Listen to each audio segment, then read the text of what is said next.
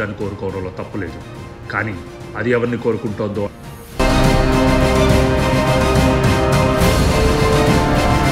ఈ వంశానికి ఉన్న శాపాల వలన నేనెందుకు ఇబ్బంది పడాలి? నా ఆశలు ఆశయాలను ఎందుకు చంపుకోవాలి?